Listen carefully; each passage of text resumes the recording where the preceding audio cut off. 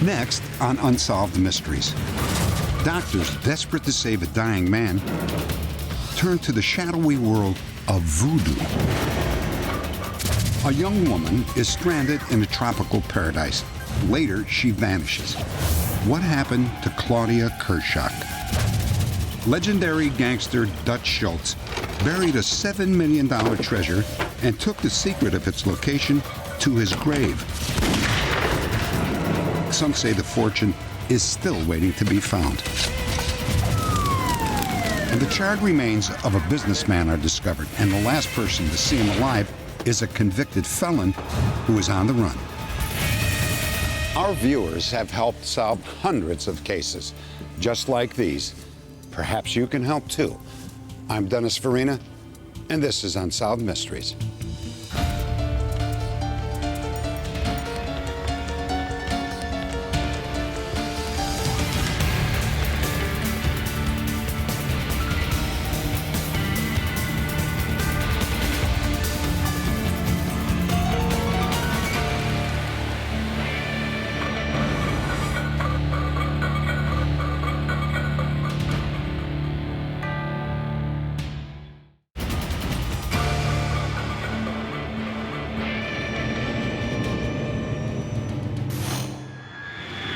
Tucson, Arizona.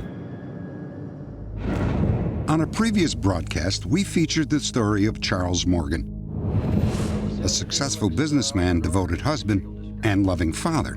On an ordinary spring day, Morgan suddenly disappeared. He returned home 3 days later, but he was staggering, weak, and unable to talk. Morgan communicated with his wife by writing notes.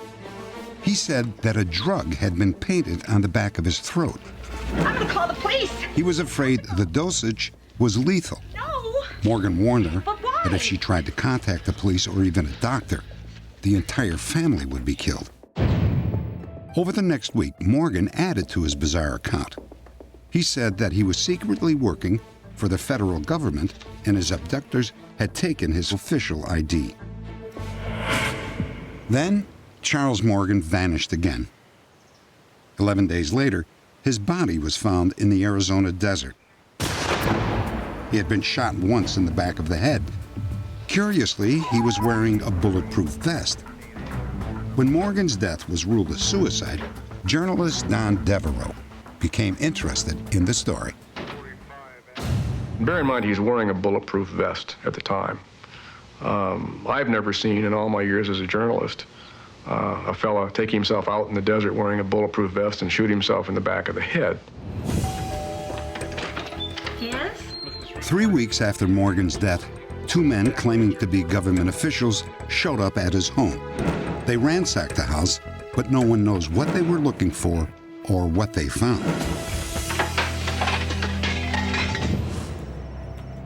When we aired this story, our team received more than 600 calls. Don Devereaux followed up on every lead, and what he learned was incredible. Morgan, it turns out, was extensively involved in money laundering activities through his escrow company. He was doing well in excess of $1 billion, with a B, $1 billion a year in gold alone over that period, well in excess. And that much of it, in fact, seems to have been coming out of Southeast Asia at the end of the Vietnam War. Charles Morgan. A lot of people seem to have been involved, including renegade folks from the U.S. intelligence community, some CIA people who were doing stuff perhaps under cover of the agency, but probably most likely to line their own pockets. Charles Morgan kept a set of duplicate records of all the illicit transactions. Evidently, he thought the duplicates would be his life insurance policy. Go over there and kneel down. Instead, they became his death warrant. Don Devereaux was convinced that somebody wanted Morgan silenced forever.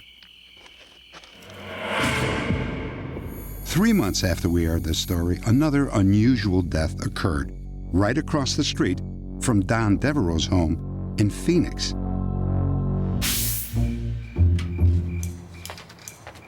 What time are you to be home? 9:30. I'll see you then. Okay, careful.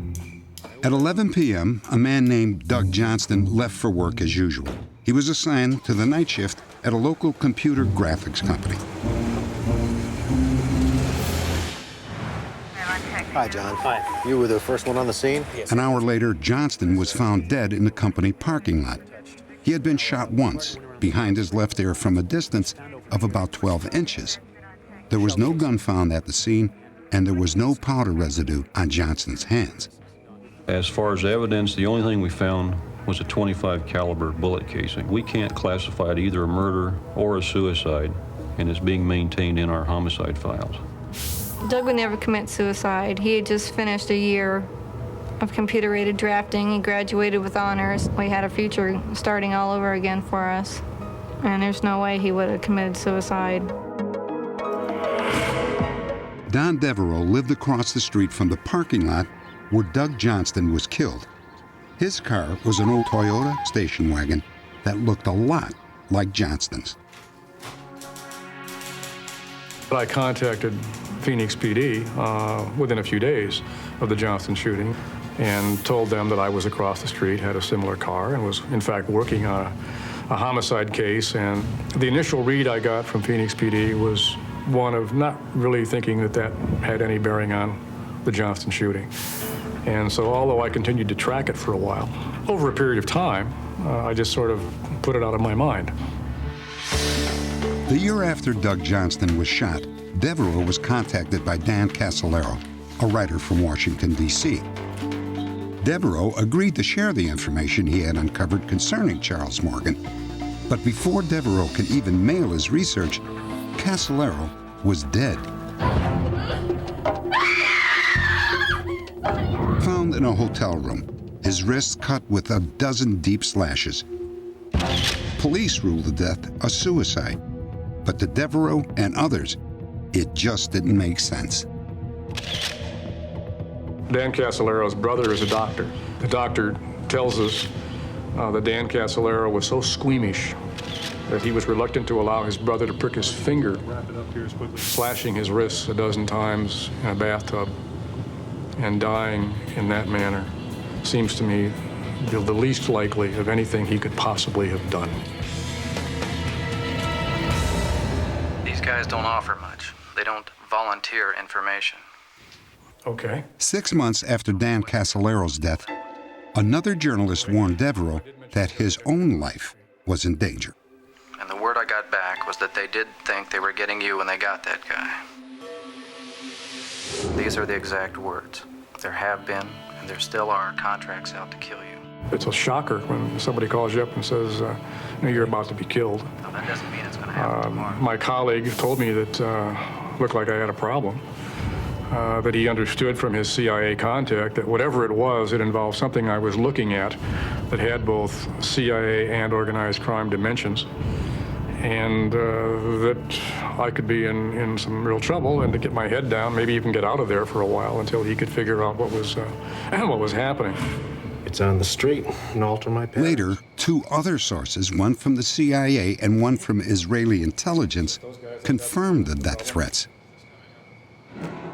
Devereaux believed that he was targeted because of his work on the Charles Morgan case. If so, Doug Johnston may have been an innocent victim of a contract it meant for Devereaux. His parking lot is right across the street from my parking lot. He was driving a car much like my car. And this was not just some random shooting. This was a shooting that had all the characteristics of a very professional killing. This was a single shot, .25 caliber, back of the left ear, very slick murder.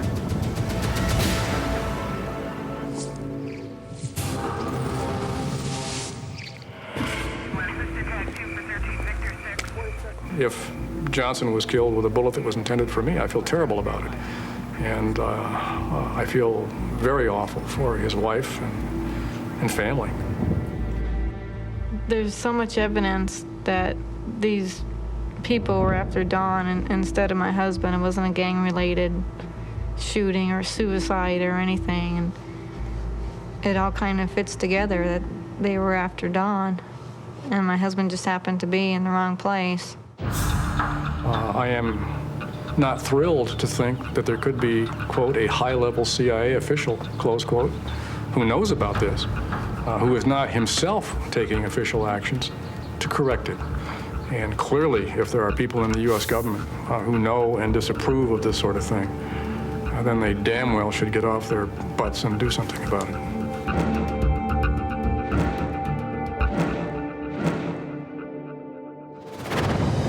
Next, a young American woman on an island adventure mysteriously disappears.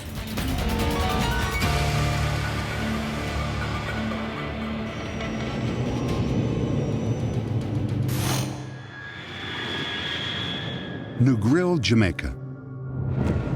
New York-based travel writers Claudia Kershak and Tanya Grossinger found themselves stranded in Jamaica. Their business trip to Havana, Cuba, was suddenly canceled. When we found out that we weren't going to Cuba, we were really, really upset. I had assignments. Claudia was there on work. We were also concerned because when they told us we couldn't go, they also told us we couldn't get back to New York. Just prior to her trip, Claudia had landed her dream job with Frommer's Travel Guides. Although she was stranded in Jamaica, Claudia decided to make the best of it and then get back to New York as soon as possible. So, ladies, where you come from?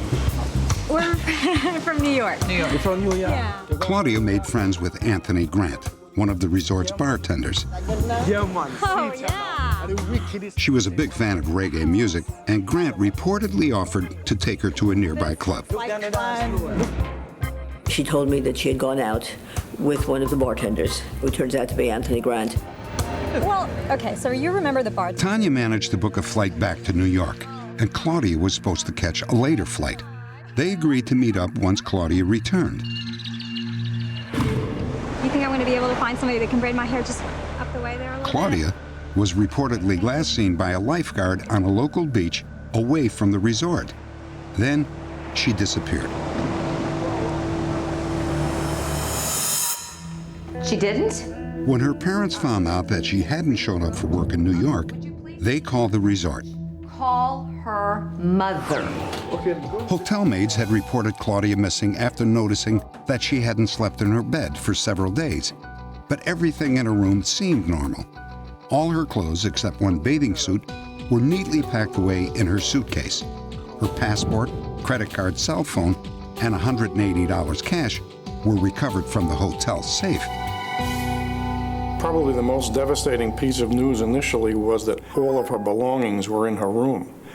I mean, we would rather have heard that some of her things were missing, and then we would have thought maybe she went somewhere else. When we heard the news that Claudia's things were all in her room and they didn't know where she was, that's not Claudia. Claudia is a really organized, orderly person. If she was planning to go off somewhere, she would have made a phone call. She would have let us know. We felt very early on that something happened to her, that something just was not right.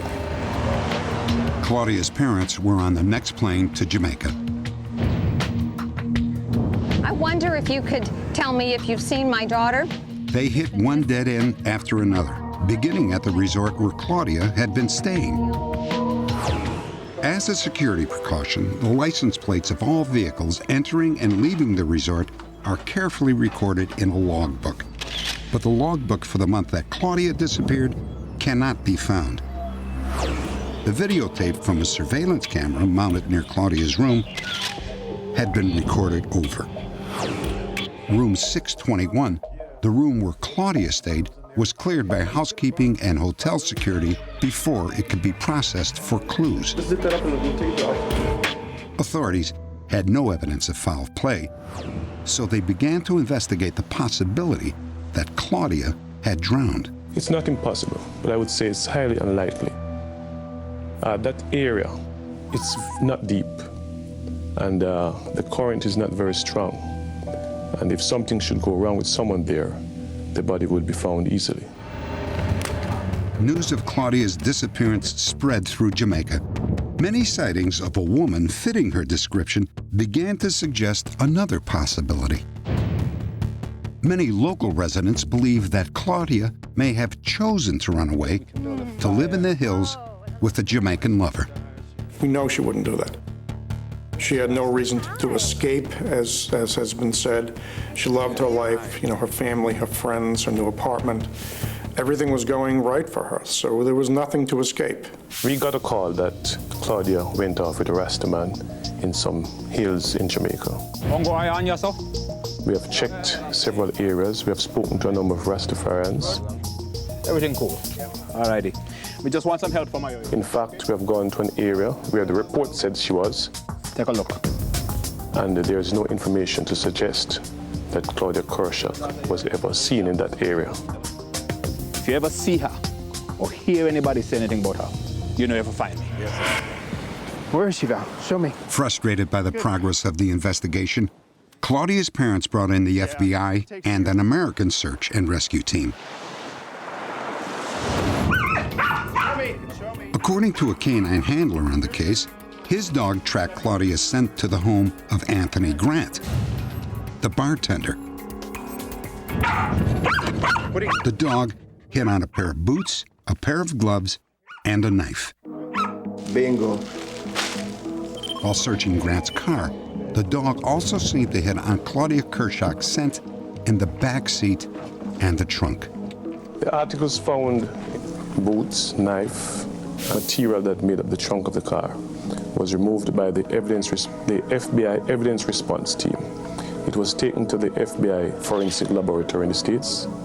It was checked for signs of human blood. Nothing was found. Anthony Grant was investigated and polygraphed, but the results were inconclusive. At this time, Grant is not considered a suspect in Claudia Kershak's disappearance. We interviewed him for several weeks. We just don't find enough evidence to, in any way, believe that Grant is involved in her disappearance, other than that he was associated with her. No one disappears from the face of the earth in a town of 3,000 people without one other person knowing it. We do believe that Anthony Grant, the bartender, introduced her to someone who has a much better idea of what happened. We believe Anthony Grant probably knows something as well. You know, she could be anywhere. The Kershaks are still looking for their daughter and have offered a $50,000 reward in this case. If you have any information on the disappearance of Claudia Kershak, please log on to our website at unsolved.com. Next, the legendary treasure of Dutch Schultz. It might be in upstate New York, just waiting to be found.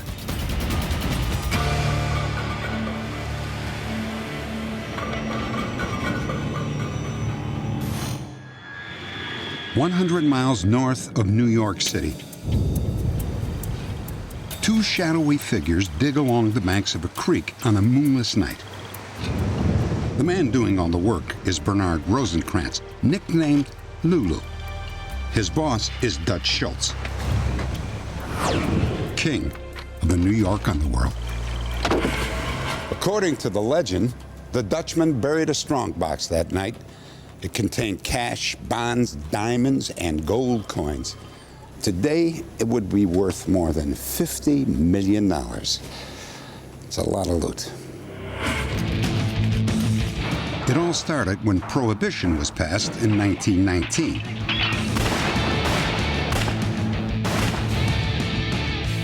The manufacture and distribution of bootleg liquor made millions for gangsters like Legs Diamond, Lucky Luciano, Al Capone, and Dutch Schultz.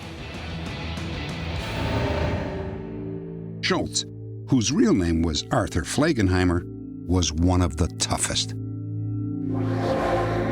Dutch Schultz was a very successful and widespread bootlegger, owned a string of speakeasies, and then quickly branched out into narcotics, the numbers racket, and the protection racket. Schultz was an extremely dangerous gangster. He was reported to have had 136 people killed, and that's over a criminal career of less than 10 years. At the end of the Roaring '20s, Dutch Schultz's criminal empire was making more than $20 million a year, and the IRS knew it. He was indicted by a grand jury for income tax evasion. And that's when the Dutchman took steps to protect his money. At the time, Dutch Schultz was facing a long prison sentence, and he decided that he needed a nest egg to fall back on in case he was sent to prison. So he had his top lieutenants clean out his safety deposit boxes and gather together whatever cash they could from his available bank accounts. Beautiful? Looks good, boss. At a hideaway in Connecticut, Dutch, Lulu Rosenkrantz, and a man named Marty Krompier packed bundles of $1,000 bills, negotiable Liberty bonds, gold coins, diamonds, and other gems into a steel-plated strongbox. Hey, Mark, go get me something to drink. Dutch Schultz had the only key. That night, Dutch and Lulu traveled to Phoenicia, New York, a town Dutch knew from his bootlegging days. The Dutchman swore Lulu to secrecy and then supposedly marked the site by carving an X into the trunk of a nearby tree. But Lulu couldn't keep his mouth shut. He told his friend Marty Krompier where the treasure was buried. I shouldn't tell you this, but I think it'd be good for somebody else to know. Know what? Remember that strong box? Some say that Lulu even drew Marty a map. What about it?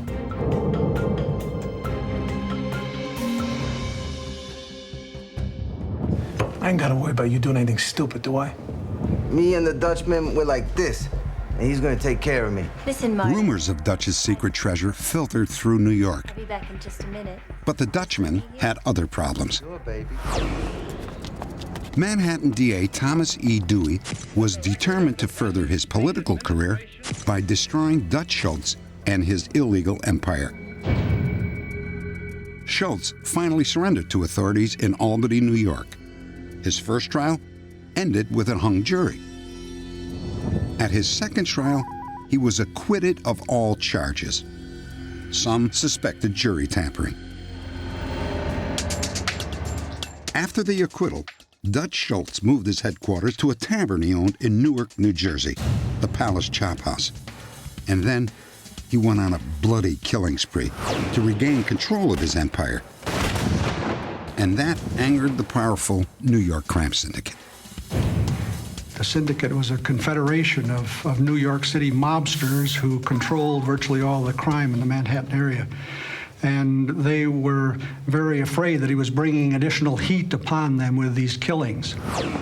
The syndicate took steps to turn down the heat.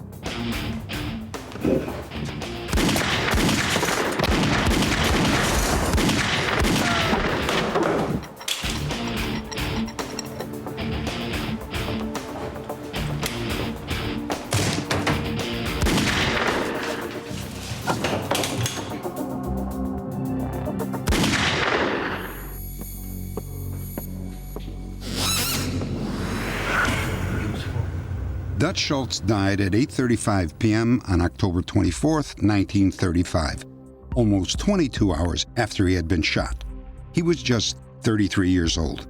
His bodyguard, Lulu Rosenkrantz, died hours earlier, and that left only one man who knew where the treasure was buried, Marty Krompier. The night of the Chop House murders, two henchmen caught up with Marty at a barber shop in New York City, gunned him down and took the map. Krompier survived the attack, but he was never able to locate the treasure without the map. Jake Shapiro made several attempts at finding the treasure from the map, as did several other gangsters of the era, but none were successful. If people knew about it, Schultz's closest associates, they told other people, I would suspect strongly that it had been retrieved long before now. I personally believe the treasure of Dutch Schultz was buried, and there's a good possibility that it still exists today. Because even though the Liberty bonds have long since matured in the last 60-plus years, none have ever been redeemed. Perhaps the Dutchman's treasure is still buried in upstate New York. If so, someone who finds a tree with an X carved into it might just hit the jackpot.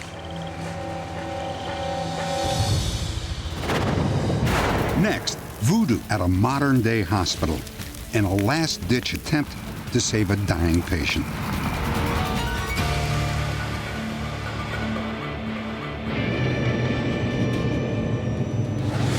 The word voodoo brings to mind dark rituals and mysterious spells. But in the story you are about to see, two medical doctors create their own voodoo ceremony in a last-ditch effort to save a dying man. Dallas, Texas. Dr. Larry Dawsey was a young intern when a patient came to him with a mysterious illness. You say you've been losing weight, right? Is any pain anywhere? Not really. Sometimes when I cough. Okay. Well, we're going to run some tests. We're going to do some blood tests and some x-rays, that sort of thing. We're going to find out what your problem is, okay? Thank you. I embarked on an elaborate evaluation, a medical workup to uncover the cause of the problem. And this man's chart just began to get thicker and thicker with normal tests. Mr. Bennett, I don't understand it. I've run every test I know how, I've performed every exam I know how, and they all come up normal. How do you feel? Not good at all, Doc. You don't look good. I just don't know what to do.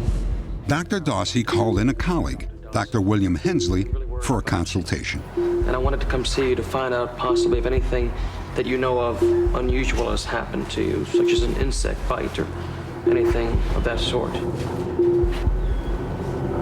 Doctor, do you believe in hoodoo? It was a strange question, but the patient had asked the right doctor.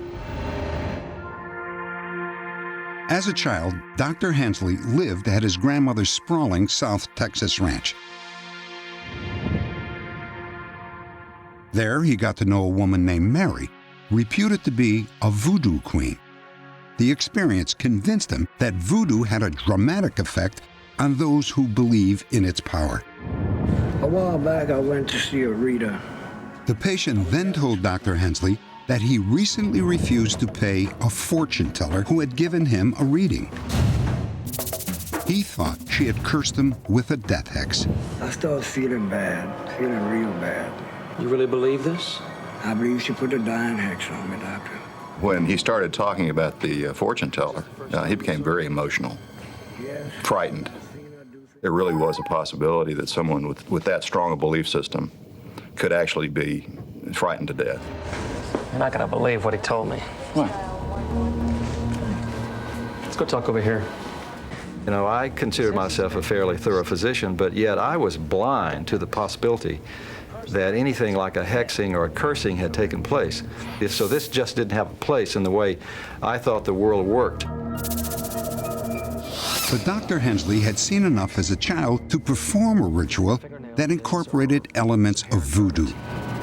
Well, I don't know. That sounds pretty far out. Well, the thing is, I was confronted with something, for me, that was very, very strange. I realized, though, that we'd better do something because this man was dying. We were fearful, and we were convinced at the time that we could be severely reprimanded, if not fired. Therefore, we did this at the slow time of the week, which was late Saturday night, so no one would witness this ceremony, this dehexing ritual. I knew that there had to be a fire. I knew that we had to have a body part. And I knew that we had to convince him that we were superior and could overcome the hex that had been put on it. What he didn't know was how convincing it would be to a true believer. The doctors needed fire. They lit a drug called mandelamine. This magic is more powerful than any that has come before it. They needed a lock of hair. And finally, the incantation. as your hair burns, the hex is removed.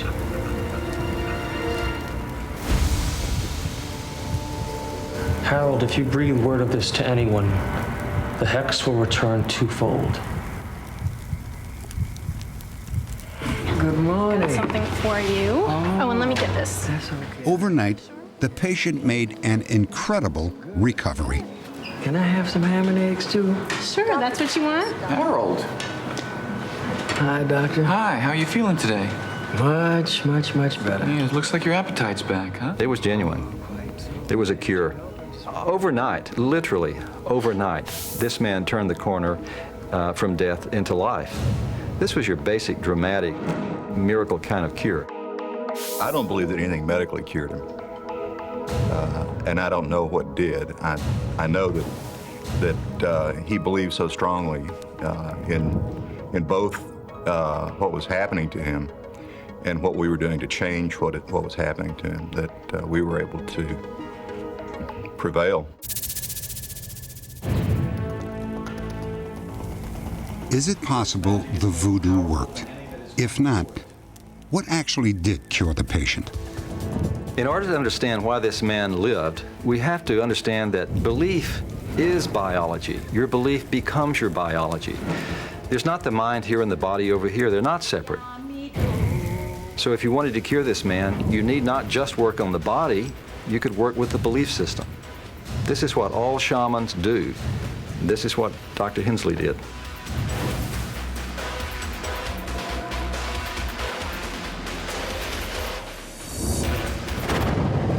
Coming up, the body of a businessman is found charred and riddled with bullets, and his only employee is nowhere to be found.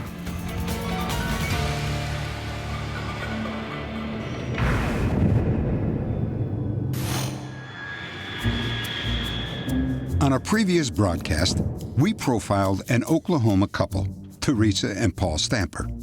When they got married, Teresa thought he was a successful businessman. She had no idea Stamper was also a convicted felon with a violent criminal past. Now, I want to know who you were with, and I want to know it now! Within 6 months, Teresa's marriage became a living nightmare. Stamper accused her of cheating on him and would often have violent and uncontrollable rages. You're running around. This is crazy. I don't know. You shut up!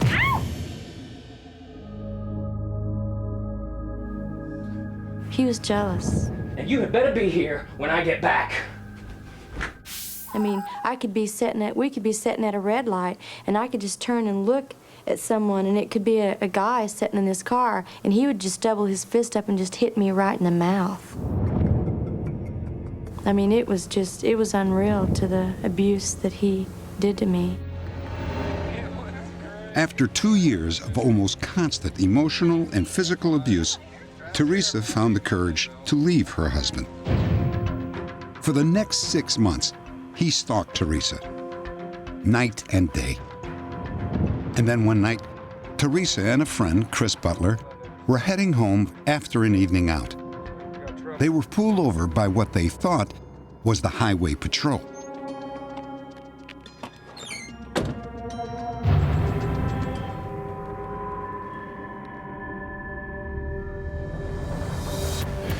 Teresa, honey, you get out of the car. Hey, man, she's not taking orders. Hey, you shut up! What are you doing to my wife anyway, huh? I think that's any of your business. Put down the gun. Get out of the car now! Come, hey. No! Chris! Oh my God! What are you doing? Open the door! I'll shoot you through the window! Okay. Come on! Finally, you know, I was so scared that I unlocked the door, and he just grabbed me around my neck and just forced me out of the car. Chris had come to, and he had yelled, "Don't leave me here, you know. Teresa, don't leave me here." You know, and there wasn't anything I could do. Chris Butler survived the attack, but Paul Stamper held Teresa hostage for 2 days before she managed to escape. Stamper was arrested at a bus station, but just 6 months later, he broke out of jail and disappeared. Update. Just minutes after this story aired, the FBI received information from several of our viewers that Paul Stamper was living in a suburb of Denver, Colorado. One phone call was very specific. It had his alias, it had his location, his address, his employment, that he was driving a semi-truck overland, and that brought an immediate response from the Denver FBI so that we moved out within the hour. Just 3 hours later, Stamper was arrested as he left his home. He had been living in the Denver area for approximately 4 years.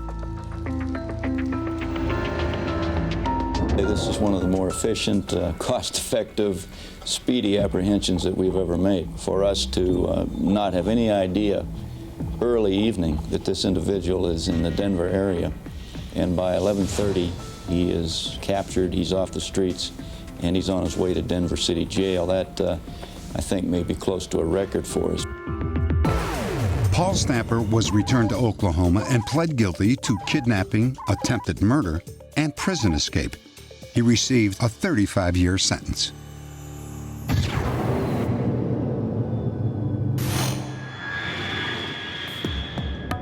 In Odessa, Texas, firefighters responding to a routine call arrived to find a charred corpse riddled with bullets.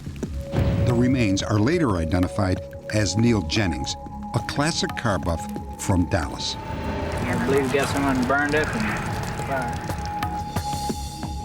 You get you. 2 days earlier, Jennings had dropped by his brother's house. Good. Neil, this car looks great. Yeah, Bill helped me restore it. Did a pretty good job. Now, A man named Bill Roberts was with him. Neil had hired Roberts to do the finish details on his latest project, a 1959 Ford Thunderbird. In private, Neil let on that he was having financial problems. In fact, he could not even pay Roberts for his work on the car. Bye-bye. Bill, glad to have met you. Yeah. Bye now.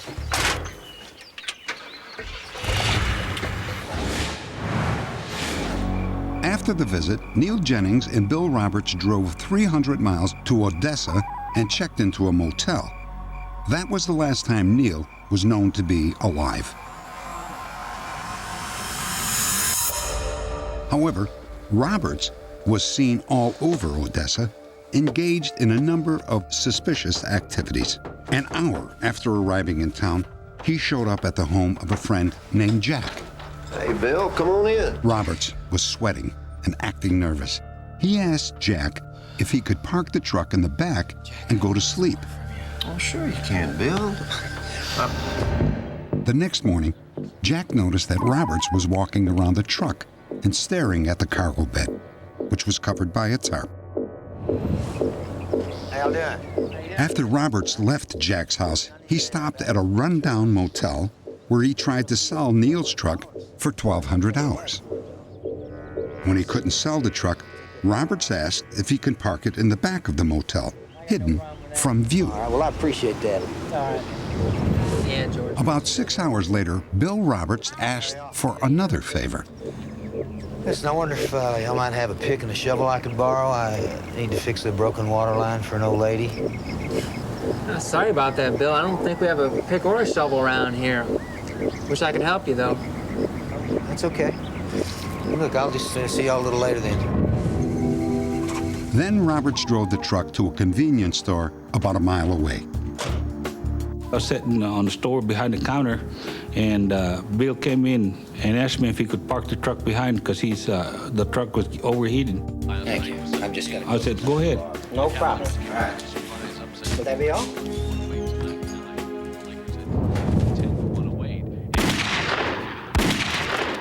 "15 minutes later, Saul heard 2 gunshots in the distance. 45 minutes passed. Then Roberts came back, this time with a large wad of cash. Night. Roberts spent the night in Neil's truck, behind the motel. Saturday night, he came back and he said he'd done the job. He acted real nervous. All right. The next morning, he asked for yet another favor. Would it be okay if I did some laundry?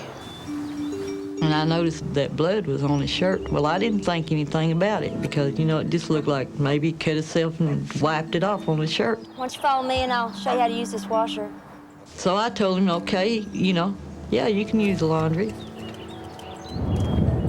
A few minutes later, another resident of the motel noticed blood on the back bumper of Neil's pickup. Around noon, Roberts left the motel and never returned. 8 hours later, the police were at the scene of the fire. Someone burned up. Our investigation at the scene showed there was 2 pools of blood. We found shotgun shell casings and wadding there at the scene. There was drag marks leading from the parking lot over to the concrete slab where Neil was actually found on fire. There's no doubt in our mind that the fatal shots happened in that parking lot. Sheriff's deputies believe that Bill Roberts shot Neil Jennings on Saturday night and hid the body in a trash heap. For some reason, he waited 24 hours to set Neil's body on fire.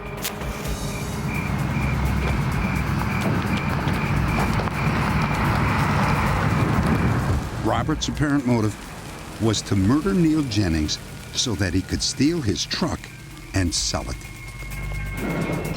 Police later learned that Bill Roberts was actually Bill Blackwell, who had served time for larceny and theft. Blackwell was wanted by the Texas Department of Corrections on a parole violation. Blackwell had apparently left Odessa within 24 hours of setting the fire. He then drove to Albuquerque, New Mexico, where he sold Jennings' truck at a flea market. Update. Bill Blackwell was using an alias when he was jailed briefly on a weapons charge in North Carolina. By the time a fingerprint check revealed his true identity, Blackwell was on the run. Authorities tracked him 1,000 miles to Texas, where he was finally arrested. Blackwell pleaded guilty to the murder of Neil Jennings and was sentenced to 30 years in prison.